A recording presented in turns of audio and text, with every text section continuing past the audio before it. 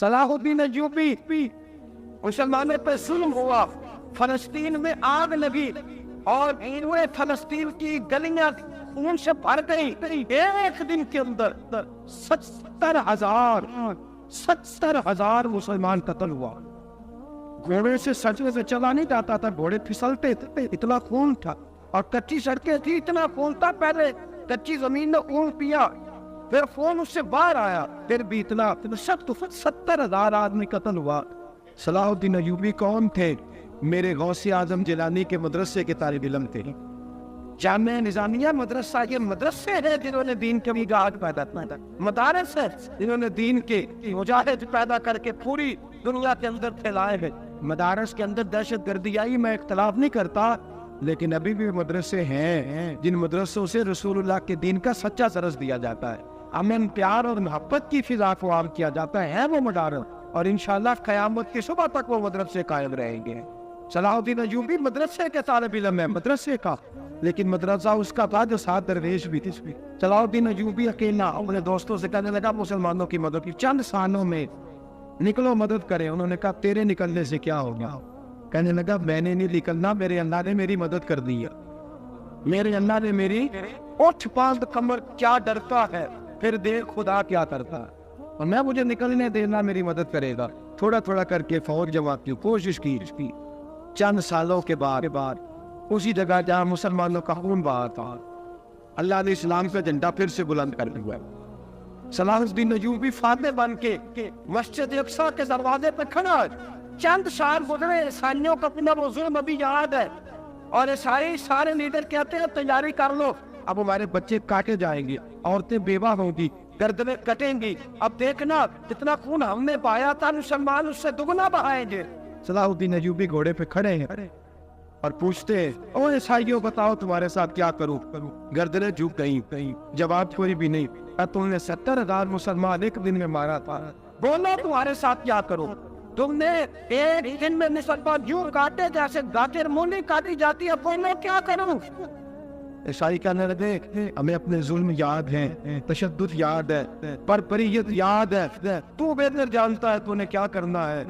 صلاح الدین ایوبی گھوڑے پہ فاتح کھڑا ہے، آنکھوں میں آنسو آئے، تڑپ کے رویا، کہنے لگا میں تمہارے ساتھ وہی سلوک کروں گا جو میرے مصطفیٰ نے قریش مکہ کے ساتھ فرمایا تھا، لا تصریب علیہ، جاؤ تم پر کوئی زیادہ جائے تو مزاج ہو۔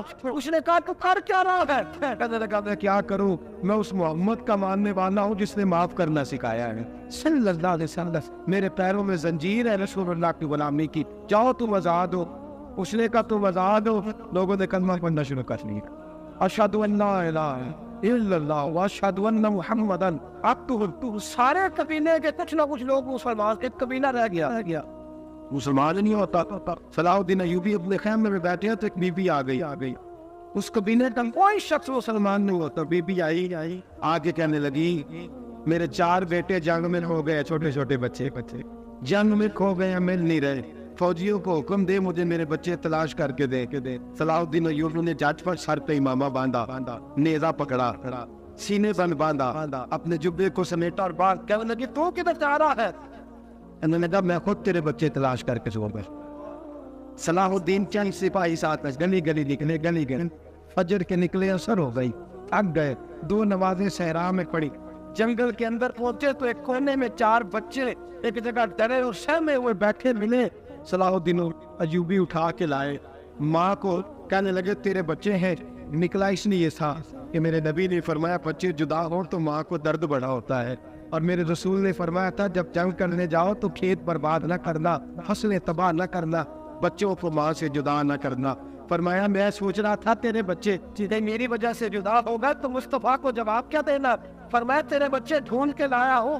بچے ماں کے پاس آنے لگے تو ماں نے بڑے بیٹے کے منہ پہ تھپڑ مارا، کہتا ہے کیا ہوا؟ کہنے لگے تو نے سنا نہیں کہ دشمن سے بچوں کی اتنی حفاظت کرتا، میرے پاس نہ جا، اس کے قدموں میں بیٹھ جا۔ جس نبی کے غلام اتنے سچے ہیں وہ نبی کتنا سچا ہوگا، جس نبی کے نوکر اتنے کھڑے ہیں وہ نبی کتنا کھڑا ہوگا، جا کے کلمہ پڑھ لے۔ مسلمانوں کی ایک تعداد لڑتے دور چلے گئی، تاتاریوں نے قید کر لیا، 4 مسلمان تھے، تبلیغ کرنے گئے، جنگ کرنے گئے، جہاد کرتے کرتے کافروں سے لڑتے لڑتے تاتاری قوم میں چلے گئے، وہاں قید کر لیے گئے تو سزائے موت کا حکم ہوا۔ 4 بزرگ تھے، سزائے موت کا حکم ہوا تو تاتاری بادشاہ تو تھا وہ بڑا خلاف تھا، بڑا سخت مخالف تھا مسلمانوں کے۔ اس نے کہا کہ ان کو جب پھانسی دینا تو مسلمانوں کو تو میرے سامنے دینا۔ اب 4 عالم ہیں، 4 صنفی ہیں، سفید داڑھی سر پہ امامے، پھانسی کا وقت آیا تو جو پھانسی گھاٹ ہے وہ ایک ہے، چاروں کو اکٹھے پھانسی نہیں ہو سکتی، ایک کو کہا کہ ایک ایک کر کے ان کو پھانسی دو۔ جب پھانسی کا وقت آیا نا تو جو سب سے صحیح چیز تھی وہ دوڑ کے آگے آئے، کہنے لگے بادشاہ پہلی باری میری لگا پہلی۔ اب بادشاہ نے کہا ٹھیک ہے اسے لڑکا دو، وہ قریب آئے تو دوسرے دوڑ آئے، کہنے لگے نہیں پہلی باری میں نے زیادہ کافر قتل کیے، میرا بڑا جرم ہے، مجھے پہلے سزا دو۔ پھانسی دینے لگے تو تیسرے آ گئے، کہنے لگے نہیں یہ تو میرا قتل کرتا تھا، رستے میں بتایا کرتا ڈھونڈ کے میں بتلاتا تھا کہ یہاں زیادہ تعداد ہے، مجھے پہلے پھانسی دو۔ تیسرے کے ساتھ بات ہو رہی تھی تو چوتھا دوڑا آیا، کہنے لگا یہ رستے بتاتا تھا، یہ تبلیغ کرتا تھا، یہ سارا کچھ کرتا تھا، لیکن کہا یہ کہتے تھے چلے واپس چل رہے ہیں، میں جانے نہیں دیتا، میں کہتا تھا اور کافر مار دے اور علاقے پتہ کرنے، میرا جرم بڑا ہے، مجھے پہلے پھانسی دو۔ بادشاہ کہنے لگا مجھے 35 سال ہو گئے حکومت کرتے، بڑی دنیا کو پھانسی دی ہے، لوگ تو ایک دوسرے کو دھکے دیتے ہیں، پہلے تو جا پہلے تو جا، اور تم کیسی قوم ہو کہ ایک دوسرے پہ قربان ہو رہے ہو۔ کہنے لگا تم ایک باپ کی اولاد ہو، یاد رہے آپ لوگ، تاتاری بادشاہ کافی بادشاہ اسلام کی مخالفت کر دو، ایک باپ کی اولاد ہو کا نہیں، ایک قبیلے کے رہنے والے ہو کا نہیں، ایک ملک کے رہنے والے ہو نہیں۔ اس نے کہا رشتہ کیا ہے تمہارا، رشتہ کیا ہے؟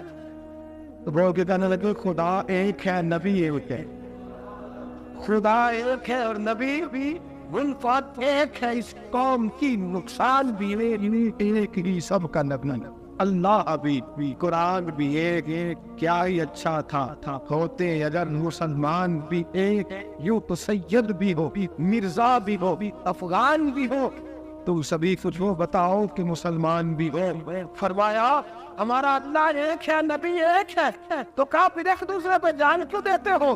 فرمایا ہمارے نبی نے ہمیں بھائی بھائی بنا دیا ہے، بھائی کا دل نہیں کرتا اس کی آنکھوں کے سامنے بھائی چلا جائے، ہمارا دل نہیں کرتا پہلے مجھے دے۔ بادشاہ کہنے لگا تمہارا جذبہ مجھے متاثر کر گیا، جاؤ میں تم چاروں کو آزاد کرتا ہوں، تمہیں آزاد کرتا ہوں۔ میرے دوستوں یہ راؤ دکھا دیکھے نا، یہ اس طرفی نے نظام دیکھا نا، کس فلک نے پہلی بار دیکھا، اس زمین نے پہلی بار، اور میرے حضرت صاحب فرمایا کرتے تھے زمین تنک کے روئی اس نے پہلی دفعہ دیکھا۔ احد کا میدان ہے، 3 صحابہ تپتی ہوئی زمین پہ زخموں سے چور چور پڑے ہیں، حضرت انس بن نصر رضی اللہ تعالیٰ عنہ پانی کا پیالہ لے کے پہنچے، ایک زخمی سے کہا تجھے پانی پلانا ہے، تو کہنے لگا میرے زخم تھوڑے ہیں، وہ جو ساتھ پڑا اس کے زخم گہرے ہیں، پہلے اسے پانی پلا دے، جا اسے دے دے۔ اس کے پاس پہنچے تو وہ کہنے لگا وہ مجھ سے پہلے گرا تھا، اس کا زخم زیادہ گہرا ہے، اسے پانی پلا۔ تیسرے کے پاس گئے تو کہنے لگا چوتھا تڑپ زیادہ رہا ہے، اس کی عمر زیادہ ہے، میں تو جوان اور برداشت کر لوں، بڑھاپے کی وجہ سے نڈھال ہو گیا، پہلے اسے پانی پلا۔ چوتھا کہنے لگا پانچویں کے پاس جا، پانچواں کہنے لگا چھٹے کے پاس جا۔ حضرت انس بن نظر کہتے میں رو پڑا، میں نے کہا محمد کی غلام ہے، رسول نے تمہیں کیسا جذبہ دے دیا ہے، زبان پیاس سے باہر ہے لیکن تمہاری حقیقت مرتے دم تک قائم ہے۔ کہتے میں 7ویں کے پاس گیا تو کہنے لگا اگر 6 قربانی دے سکتے ہیں تو مجھے خود غرض نہ سمجھ، میں نے نہیں پانی پینا، جا پہلے کے پاس لے جا۔ کہتے میں پہلے کے پاس آیا تو روح پرواز کر گئی، دوسرے کے پاس آیا تو روح پرواز کر گئی، میں 7ویں تک آیا تو انتقال کر گئے۔ کہتے پانی کا پیالہ میں نے اٹھایا اور میں نے زمین پہ رکھا تو میں نے کہا پانی کہاں رہنا، محمد کے غلام مرتے جاتے ہیں اور ایک دوسرے کا خیال بنا رکھا کرتے ہیں، کہاں رہنا یہ مر جایا کرتے، لیکن ایک دوسرے کا درد۔ میرے دوستوں لٹا ہوا پرما، روتے ہوئے مسلمان، ششفیاں اور آہیں لیتی ہوئی مائیں پوچھتی ہے اے خاصان رسول، وقت دعا ہے، امت پہ تیری آ کے عجب وقت پڑا ہے، وہ دین جو بڑی شان سے نکلا تھا وطن سے پردیس میں، وہ دین آج غریب الغربا ہے، فریان ہے اے کشتی امت کے نگہبان، بیڑا یہ تباہی کے قریب آگ لگا ہے. اور کیا خوبصورت جملے کہے تھے کہ نبی پاک صلی اللہ علیہ وسلم نے حضور نے فرمایا تھا میرا مومن ایک جان کی طرح ہوتا ہے, ایک جان کی طرح ہوتا ہے. ایک کو تکلیف ہو جسم کے ایک حصے کو سارا حصہ پریشان ہوتا ہے. فرمایا یہ ایک مکان کی طرح ہے, ایک اینٹ دوسری اینٹ کو مضبوط کرتی ہے. فرمایا یہ مضبوط لوگ ہے, یہ مضبوط لوگ. حضرت عمر فاروق کا زمانہ ہے, ایک آدمی نے سیری بھیج دی ایک گھر میں بطور تحفہ. قحط کا زمانہ تھا, گوشت ملتا نہیں تھا, جانور. ایک آدمی نے سیری بھیج دی ایک آدمی کے گھر میں. اس نے کیا کیا, اس نے اپنی بیوی سے کہا ہماری تو خیر ہے, ساتھ والا پڑوسی زیادہ غریب ہے, ادھر نہ بھیج دے. یہاں گندم امیر شہر کی ہوتی رہی خراب, اور بچی کسی فقیر کی فاقوں سے مر گئی.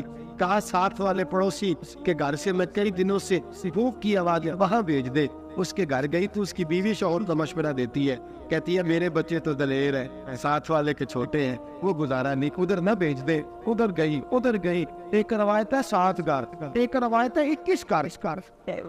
21 گھروں میں گھومتی ہوئی اور شریف پھر پہلا کے گھر میں آ گئی. اور پہلا سیاپی کہنے لگا صرف تو نے محمد کا کلمہ نہیں پڑھا, باقی بھی اس نے بھی پڑھا ہوا ہے. صرف تو نے ہی رسول اللہ سے یہ درس نہیں لیا, باقی نے بھی لیا ہے. اور صرف تیرے اندر ہی جذبہ ہے کہ اظہار نہیں, تو ہی صرف مسلمانوں سے پیار نہیں کرتی, سارے پیار کرتے ہو. وہ شریف پھر آ گئی. اب کیا کرنا ہے, اب کیا کرنا ہے؟ امام نبی نے لکھا ہے, وہ کہنے لگی کرنا کیا ہے, پکاؤں گی میں اور کھائیں گے 21 گھر. پھر بھی اکیلے نہیں کھائیں گے, پکاؤں گی میں اور کھائیں گے 21 گھروں کے مطابق شور پہ پکا.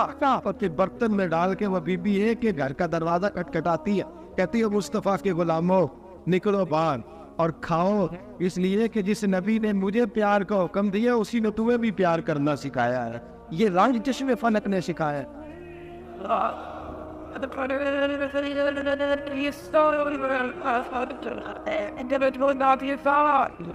آپ کی بڑی مہربانی, زندہ باد ہوئی ہے جس کو اللہ رسول زندہ باد فرمائے. بڑی مہربانی, اللہ جزا دے. بنو قریظہ اور بنو نذیر 2 محلے تھے یہودیوں کے.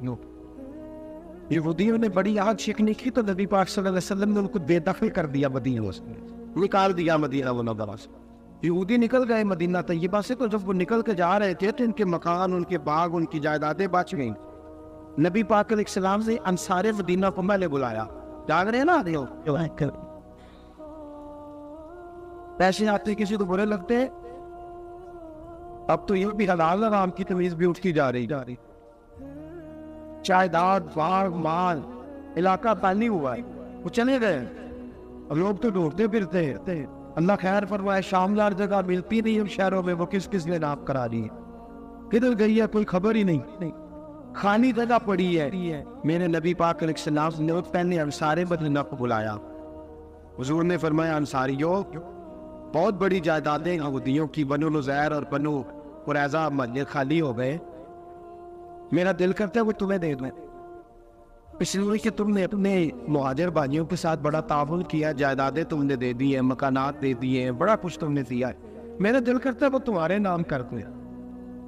تو انصار مدینہ کیا کہنے لگے یا رسول اللہ, دے تو ہم نے دیا ہے پر وہ بیچارے جھجکتے ہی رہتے ہیں, وہ جھجکتے ہی رہتے ہیں, کھل کے ہماری چیزیں استعمال نہیں کرتے ہیں. تو حضور ہم تو پہلے انصار ہیں, ہمارے پاس بڑا کچھ ہے, آپ مہربانی فرمائیں وہ سارا کچھ مہاجروں کو دے دے مہاجرین کو, ہمیں نہیں چاہیے. اب چلے گئے بات کر کے. میرے حبیب پاک نے مہاجروں کو بلا لیا, فرمایا بنو نذیر اور بنو قریظہ قبیلے کی جائیدادیں تمہارے پاس وضاحت جو چیزیں ہیں بھی وہ بھی انصار مدینہ کی ہیں. تو میرا یہ خیال ہے کہ وہ سارا کچھ تمہیں دے دیا جائے. ابو بکر صدیق رضی اللہ تعالیٰ عنہ کہنے لگے یا رسول اللہ صلی اللہ علیہ وسلم, ہمارے انصار بھائیوں نے ہمارے لیے دل تنگ کھول دیے ہیں. حضور انہوں نے ہر چیز بانٹ کے ہمارے سامنے رکھ دی ہے, ہم اتنے کوئی غرض ہے کہ سارا کچھ لپیٹ جائے. کہ حضور ہمارے پاس جو مکان ہے وہ ہے, ہم کاروبار کر رہے ہیں, تجارتیں کر رہے ہیں, مزدوریاں کر رہے ہیں, ہم انشاءاللہ اور بنا دیں گے. آپ یہ ہماری طرف سے ہمارے انصار بھائیوں کو گفٹ کر دے گا, آپ انہیں دے دیں. میرے حبیب کی آنکھوں میں آنسو آ سکا. میرے نبی پاک علیہ السلام رو پڑے. یا رسول اللہ کیوں روتے ہیں؟ فرمایا تمہارا یہ بھائی چارہ قائم رہا تو اللہ اسلام کو بڑی قوت عطا فرمائے گا, اللہ طاقتیں دے گا اسلام کو اگر تمہارا یہ رنگ قائم رہا، یہ انداز۔ میرے غلاموں تمہارے یہ طور طریقے کہ بھائی کہتا ہے دوسرے کو، دوسرا کہتا ہے تیسرے کو۔ عرض یہ کرنے جا رہا تھا کہ رسول کریم صلی اللہ علیہ وسلم نے یہ پیغام دیا امت کو، فرمایا کہ دیکھیں نا کتنے بڑے لفظ ہیں۔ یہ نہیں فرمایا دوزخ میں جائے گا، یہ نہیں فرمایا کہ اسے جہنم کی سزا ملے گی۔ میرے نبی نے فرمایا میں اسے مومن مانتا ہی نہیں، میں اسے مسلمان اپنا مانتا ہی نہیں۔ حضور کسے؟ فرمایا جو پیٹ بھر کے کھاتا ہے اور اس کا ہمسایہ بھوکا سو جاتا ہے، میں مومن ہی نہیں مانتا۔ سزا تو تب ملے گی نا کہ جب میں کسی سزا کا اعلان کروں، میں مانتا ہی نہیں، وہ میرا ہے ہی نہیں، خود پیٹ بھر کے کھا رہا ہے، ہمسایہ اس کا بھوکا۔ میں نہیں بھائی کہیں نفل مومنون نہیں کہا، مومن بھائی میں مانتا ہی نہیں اسے۔ اور میرے حبیب پاک اتنے بڑے لفظ حدیث میں کہیں نہیں ملیں گے، آپ اتنے بڑے جملے کہیں نہیں ملیں گے۔ میرے نبی پاک نے فرمایا اللہ کہے گا قیامت کے دن، کون؟ اتنے بڑے لفظ حدیثوں میں ملتے ہیں نہیں جس میں یہ ہے۔ حضور نے فرمایا رب فرمائے گا بندے سے کہ میں تیرے پڑوس میں بھوکا تھا، تو نے مجھے روٹی کیوں نہیں کھلائی؟ کون کہہ رہا ہے؟ اللہ کیا؟ میں بھوکا تھا تو نے روٹی نہیں دی، میں ننگا تھا تو نے کپڑا نہیں دیا، میں پیاسا تھا تو نے پانی نہیں پلایا، میں بیمار تھا تو تیمارداری۔ یا اللہ نہ تو کھاتا ہے، نہ پیتا ہے، نہ کپڑا پہنتا ہے، یا تو بیمار ہوتا ہے، لاتا خذ سنتوں ولا دو، تجھے بیماری آتی نہیں ہو، نیند نہیں آتی، میرے مالک تو میرے پڑوس میں تھا۔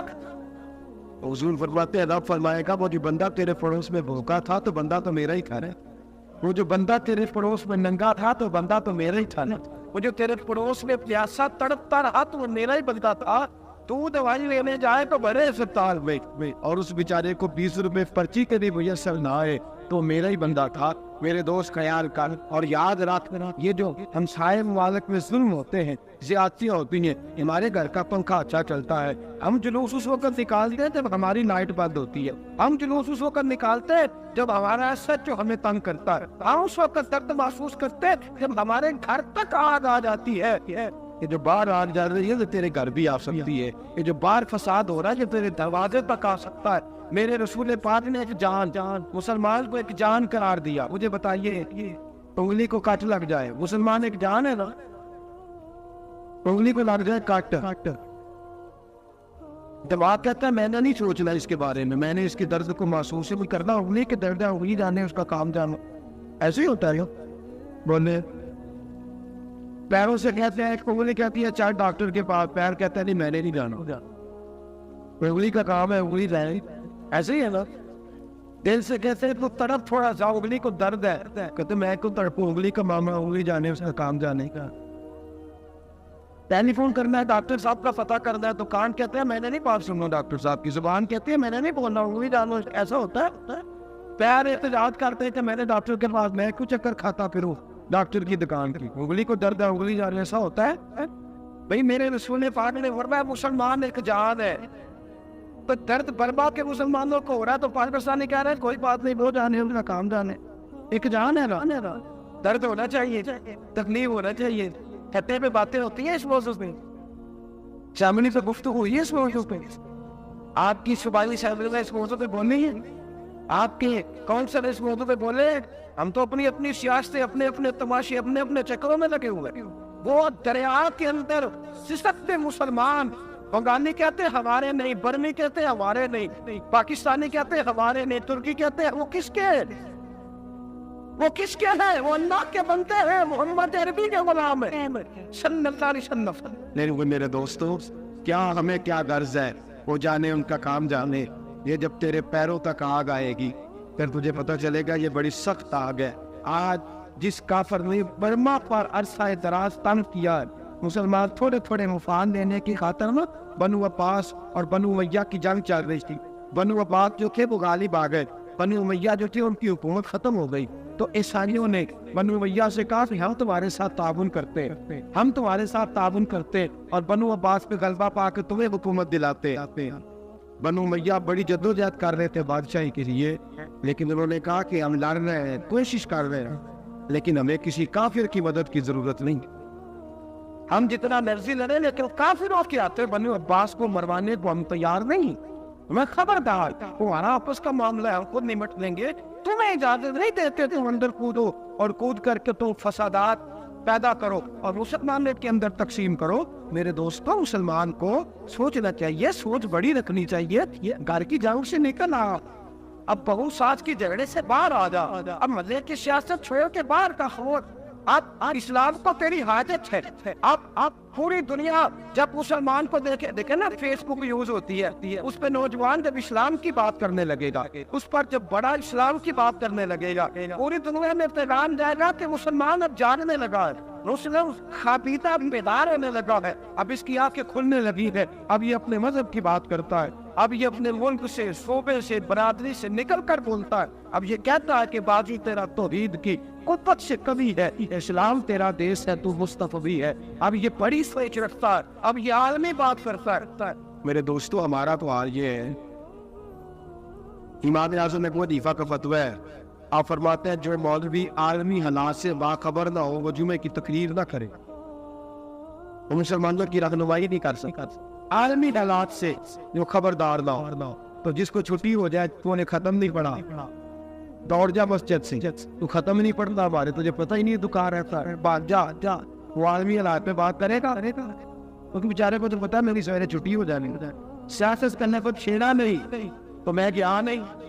یاد رکھے کہ وہ جو بیداری ہے، وہ جو اعلیٰ ذنفی ہے، وہ جو بڑی سوچ ہے، وہ جو ملت کی سوچ، وہ جو قومیت کی سوچ ہے، وہ جو آگے بڑھنے کا زاویہ ہے، وہ تو اندر اقبال کہتا ہے گلا تو گھونٹ دیا اہل مدرسہ نے تیرا، گلا تو گھونٹ دیا اہل مدرسہ نے تیرا، تجھے تو مدرسے والوں نے پلیٹ پکڑا دیا کہ جا سویرے لنگر پہ ٹھل کر کے لا اور دوپہر کو روٹیاں مانگ کے لا اور دیکھ آج مرا کون ہے، ختم کس کا پڑھنا ہے، تو گلا تو گھونٹ دیا اہل مدرسہ نے تیرا، اب کہاں سے آئے گی صدا لا الہ الا اللہ، تو گھونٹ دیا تیرا گلا، تو کیسی بڑی بات کرے گا؟ بڑی بات کے لیے بڑی سوچ چاہیے، بڑی تگودو چاہیے، بڑی کوشش چاہیے، بڑا فیصلہ چاہیے۔ مسلمان چھوٹی چھوٹی لڑائی میں، چھوٹی چھوٹی جنگ میں، ایک دکاندار دوسرے دکاندار سے لڑ رہا ہے، گلی والا دوسری گلی والی سے لڑ رہا ہے، محلے والا محلوں پہ اعتراض، ایک شہر میں رہنے والے میں نے دوسرے محلے پہ اعتراض کرتے دیکھا ہے۔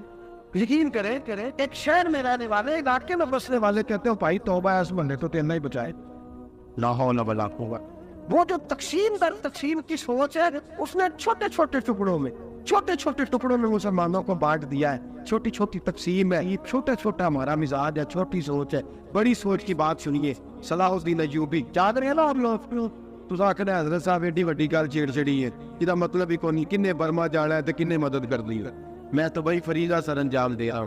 میرے نبی نے فرمایا برائی کو یا ہاتھ سے بدل، ہاتھ سے نہیں بدل سکتا تو زبان سے تو بولنا ہوگا، تو میں معذور کمزور آدمی ہوں، ہاتھ سے بدلنے کی طاقت نہیں رکھتا، تو دوسرے درجے پہ تو مجھے عمل کرنے دو نا، اثر کرے نہ کرے سن تو لے میری فریاد یاد، نہیں عداد کا طالب یہ بندہ آزار، اور رونے تو دو، تڑپنے تو دو، آنے تو بہانے دو، سسکیاں تو لینے دو، مار کھائیے تو تڑپنے تو دو۔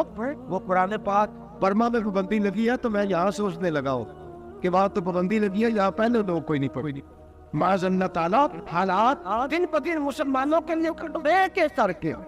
افغانستان میں جو آگ لگی تھی، پھر وہ عراق میں بھی لگی، پھر وہ لیبیا میں بھی لگی، پھر وہ مصر میں بھی لگی، پھر وہ یمن میں بھی لگی، سعودی عرب میں دھماکے ہوئے، میرا دل تڑپا ہے، مجھے پریشانی ہوئی، میں بچے پاس تھے، میں بڑا ڈسٹرب ہوں، میں نے کہا یار یہ ہمارا سب کا اجماعی عقیدت کا مرکز ہے، ہم کم از کم ہزار اختلاف کے باوجود کہا کرتے تھے کہ عرب میں امن ہے یار، وہاں سکون ہے، وہاں دکانیں کھلی چھوڑ کے لوگ چلے جاتے ہیں، وہاں بھی فساد ہونے لگا رہا، وہاں بھی آگ بڑھ گئی ہے، لیکن اور صرف چھوٹی چھوٹی کر کے جب آگ بجھانے کی کوشش کریں گے اس وقت آگ نہیں بجھے گی، جب ہر آدمی اپنے پیالے میں پانی لے کے آئے گا، ہر شخص اپنے گھر کی نل چلائے گا، ہر شخص نلکا چلائے گا اور پانی نکال کے یہ آگ بجھائے گا، تب یہ آگ بجھے گی۔ ہر آدمی کو کردار سوچ بڑی کرے، نظریہ بڑا کرے، ملت کی بات کرے، مسلمان ہو کے سوچے، مسلمان ہو کے سوچے، خدا را نکلیں گے گھر کے جھگڑوں سے، تھوڑی دیر کے لیے اپنے آپ کو بڑا کرے، بڑی سوچ آپ بنائیں، جب دوستوں لگائے گرانے لگائے پھر چھوٹے موٹے حساب سے بچے۔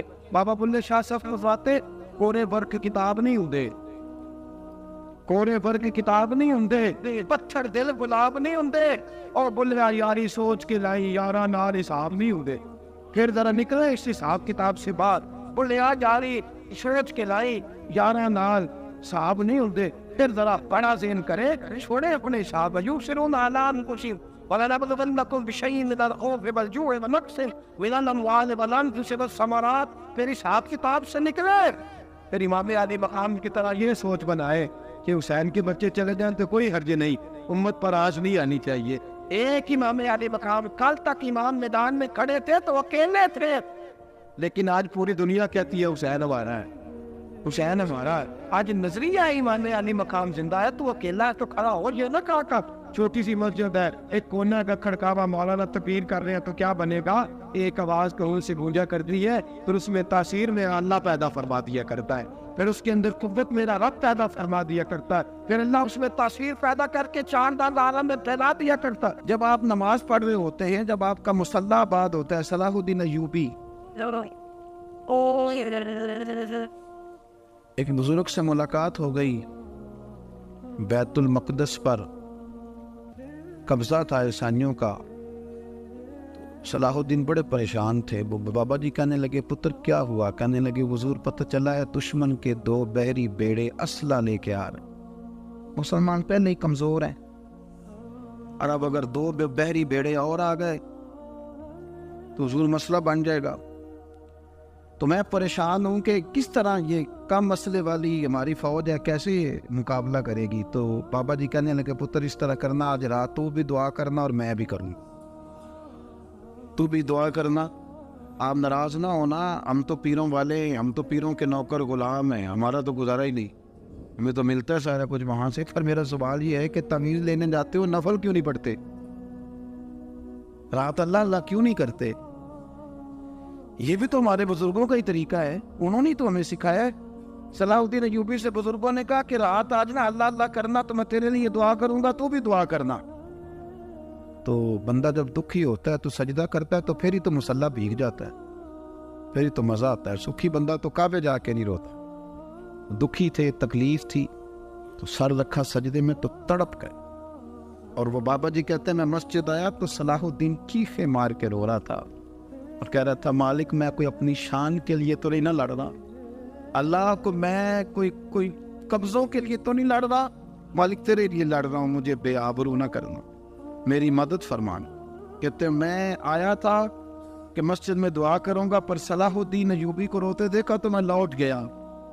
تو سویرے صلاح الدین ملے تو بڑے خوش تھے، میں نے کہا پتر کیا ہوا؟ کہنے لگے حضور وہ بحری بیڑے 2 آ رہے تھے نا اسلحہ لے کے، دونوں ڈوب گئے پانی میں ڈوب گئے۔ تو بابا جی کہنے لگے صلاح الدین وہ پانی میں نہیں ڈوبے، وہ تیرے آنسوؤں میں ڈوب گئے، وہ غرق ہو گئے، وہ جو تو نے مصلی بات کیا تو وہ تیرے آنسوؤں میں ڈوب گئے، وہ غرق ہو گئے، وہ تباہ، اتنے قیمتی تھے تیرے آنسو کے بہا لے گئے دشمن کے بحری بیڑوں کو۔ میرے بھائی ٹھیک ہو گیا، میرے عزیز سمجھ لیں اس بات کو ہمیشہ کے لیے، اور اس پر غور کرنے اچھے طریقے سے کہ میرے رسول کریم سید عالم صلی اللہ علیہ وسلم نے نا ہماری توجہ دلائی، حضور نے ہمیں بتلایا، ہمارا ذوق بڑھایا عبادت کی طرف۔ ایک صحابی تھے حضرت ابو فاطمہ رضی اللہ تعالیٰ عنہ، یہ ترمذی شریف کی حدیث ہے، نبی پاک علیہ السلام نے فرمایا ابو فاطمہ قیامت کے دن مجھ سے جلدی ملنا چاہتے ہو کہ دیر کے ساتھ؟ تو کہنے لگے حضور کون ہوگا جو دیر سے ملنا چاہے، ہم نے تو جان دے دی وعدہ دیدار پر۔ اعلیٰ حضرت فرماتے ہیں جان دے دی وعدہ اور نقد اپنا دام ہو ہی جائے گا، مجھے لگتا ہے کہ یہ سودا نقد و نقد ہو جانا ہے، جو کہ ہم نے جان دے دی وعدہ دیدار پر۔ آپ نے وعدہ کیا تھا کہ مریں گے تو پھر زیارت ہوگی، تو مر گئے ہم زیارت کی خاطر، جان دے دی وعدہ دیدار پر، تو نقد اپنا دام ہو ہی جائے گا۔ اے رضا ہر کام کا ایک وقت ہے، دل کو بھی آرام ہو ہی جائے گا۔ تو حضرت ابو فاطمہ رضی اللہ تعالیٰ عنہ سے نبی پاک صلی اللہ علیہ وسلم نے فرمایا جلدی ملنا چاہتے ہو کہ دیر سے؟ اس کی حضور فٹافٹ ملنا ہے، میں نے قیامت کے دن آپ سے جلدی ملنا ہے۔ تو نبی پاک علیہ السلام نے فرمایا پھر اس طرح کرنا، دنیا میں رہ کے سجدے زیادہ کرنا، پھر سجدے زیادہ کرنا، قیامت میں ملاقات جلدی ہو جائے، قرب ملے گا تمہیں اپنے بچوں کے اندر۔ لیکن ہم شوق پیدا کرتے ہیں، ہمیں صحیح لفظ نہیں بولنے آتے، پر ہم بچوں میں شوق پیدا کرتے ہیں کہ پتر ڈاکٹر بن جائے گا تو بڑا نفع کرے گا، تو تو لوگوں کی خدمت کرے گا، ملک و ملت کی خدمت کرے گا، تیرے ابا کا نام روشن ہوگا، تیرے دادا کی تعریفیں ہوں گی. ہم یہ ذوق پیدا کرتے ہیں. ہم اپنے نوجوانوں کے اندر یہ فکر پیدا کرتے ہیں، انہیں ہم سمجھاتے ہیں کہ میاں جب تم پڑھو گے، محنت کرو گے تو فلاں آدمی کی طرح تمہارا نام ہوگا. یہ جتنا ذوق ہم بچوں کے اندر ان چیزوں کو پیدا کرتے ہیں، ہمیں حکم ہے کسی طرح ہم ذوق پیدا کریں کہ پتر نماز پڑھے گا تو اللہ راضی ہو جائے گا، تو سجدہ کرے گا. دیکھیں نا میرے رسول کریم علیہ السلام نے فرمایا 7 سال کے بچے کو مسجد لے کے جاؤ، یعنی اسے شوق دلاؤ، اس کے اندر یہ خاصیت پیدا کرو کہ اس کا دل کرے مسجد میں جانے، اس کے اندر یہ خصوصیات لاؤ کہ وہ ہمارے یہاں نا ہر چیز کو پروموٹ کیا جا رہا ہے، ہر چیز یعنی سر سنگیت سکھانے کے لیے اکیڈمیاں بن گئی، ہر شے پروموٹ ہو رہی ہے. عبادت کا جذبہ کم ہوتا جا رہا، اللہ کا ذوق ہمارے اندر نہیں رہا. اور اتنا مشکل ہم نے اپنے لیے بنا لیا ہے کہ وہ بندہ جو بڑی زبردست مذہبی گفتگو کر رہا تھا اور تگڑی بات کر رہا تھا، کیا بات ہے، لیکن نماز کے بارے میں کمزوری دکھا جاتا ہے، نوافل کے بارے میں وہ چپکے سے نکل جاتا ہے. امام احمد بن حنبل رحمۃ اللہ تعالی علیہ، مسند امام احمد بن حنبل 14 جلدوں میں ہے مارکیٹ میں، اور مجھے تو خیر پسند ہی بڑی ہے، میں نے کئی دفعہ پڑھی ہے. اور کیا بات ہے، امام احمد بن حنبل کیسے تگڑے قسم کے محدث تھے، اور اللہ نے کتنا انہیں اعزاز عطا فرمایا ہوا. یہ کوڑے بھی کھاتے تھے دین کی خاطر، سارا کرتا لہو سے باہر بھی جایا کرتا، بڑا اعزاز والا شخص تھے، بڑے اعزاز والے. حدیثیں جمع کرنا، حدیثیں لکھنا، حدیث پڑھانا، سارا دن رہتے تھے. کہہ سکتے تھے کہ میں کر تو رہا ہوں کام، اور حدیث بھی موجود ہے کہ عالم عابد سے افضل ہوتا ہے، پر اس کے باوجود امام احمد بن حنبل رحمۃ اللہ علیہ 300 نفل فرض نمازوں کے علاوہ پڑھا کرتے، 300 نوافل روز پڑھا کرتے تھے. ان کے بیٹے نے کہا ابا جی مکان خریدنا ہے تو وہ جگہ کہاں کر کے لوں، بہت ساری آبادیاں، تو فرمایا پتر وہاں لینا جہاں مسجد قریب ہو.